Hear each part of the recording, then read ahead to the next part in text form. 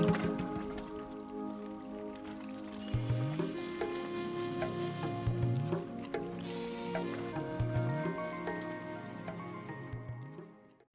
tout le monde, bonjour les enfants, j'espère que vous allez bien. Merci de vous être abonné à ma page YouTube SoSoJap. Je vais vous raconter plusieurs histoires, donc n'hésitez pas à cliquer sur la petite cloche pour ne louper aucune vidéo. Alors, est-ce que vous êtes prêts à écouter une nouvelle histoire aujourd'hui? Oui? Alors, installez-vous confortablement et soyez bien attentifs. Alors, aujourd'hui, je vais vous raconter deux histoires tirées du livre « Si l'Afrique m'était contée ». La première histoire s'intitule « Le soleil et la lune ». Le soleil, un jour, dit à la lune : « Ma chère amie, nous avons beaucoup trop d'enfants qui nous causent bien du tourment. Mangeons-les. » « Je suis de votre avis, » répondit la lune, « mais ce serait trop horrible de manger ses propres enfants. Envoyez-moi chaque jour un des vôtres, et je vous ferai servir en retour un des miens. » Le soleil accepta, et la lune reçut dès le lendemain un des fils de son ami. Elle n'y toucha pas, mais, l'arrosant d'une nouvelle sauce, le renvoya au soleil, qui, sans se méfier et croyant qu'il s'agissait d'un enfant de la lune, le mangea. Ainsi firent-ils tous les jours, et le soleil perdit tous ses enfants. La lune, par contre, conserva tous les siens. C'est pourquoi on peut voir, le jour, le soleil seul au firmament, tandis que la lune, la nuit, est entourée de sa nombreuse progéniture d'étoiles. Lorsque le soleil comprit la trahison de son ami, il s'élança furieux après elle, et la poursuite continue encore de nos jours. Parfois, il arrive que le soleil rattrape la vieille coquine de lune et commence à la dévorer.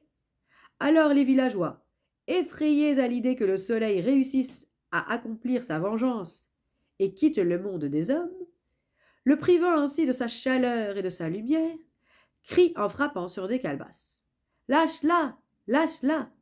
Et le soleil, impressionné par le bruit, renonce, mais pour un temps seulement, à sa vengeance. Fin. J'espère que l'histoire vous a plu. C'est une histoire assez drôle, hein, avec une petite morale sur l'éclipse. J'espère que vous avez compris. Alors, si cette histoire vous a plu, n'hésitez pas à me mettre un petit pouce bleu. Merci.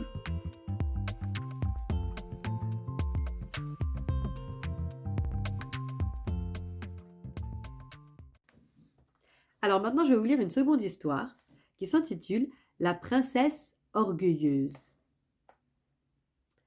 Un roi voulait marier sa fille, mais celle-ci ne trouvait aucun prétendant à son goût. Les hommes les plus beaux, les plus riches, les plus nobles, les plus valeureux faisaient leur cour sans succès. En vain, il déposait fleurs et cadeaux à ses pieds, qu'elle avait menus et fins, reconnaissons-le.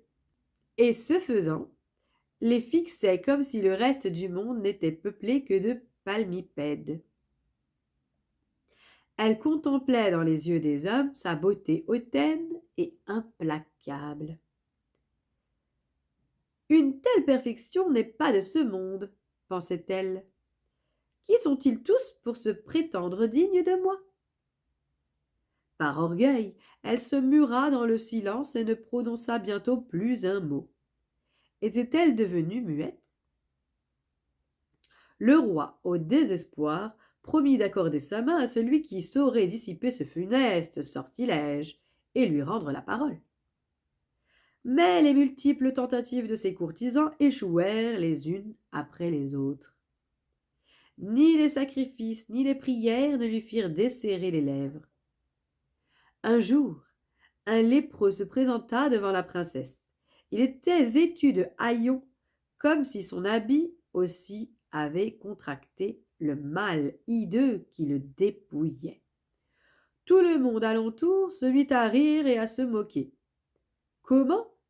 Les hommes les plus beaux du pays, les plus riches, les plus nobles, les plus valeureux, n'ont su réjouir son cœur et lui rendre la parole, et toi, chien galeux, lépreux immonde, guenillard, tu prétends y parvenir ? La fille du roi elle-même sembla se rembrunir davantage.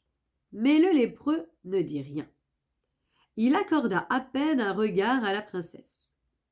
Il s'assit sur ses talons et commença à dresser un petit feu pour faire bouillir l'eau de son thé. Il ne mit que 2 pierres dans le foyer, si bien que la théière, mal assurée, se renversa sur le sable.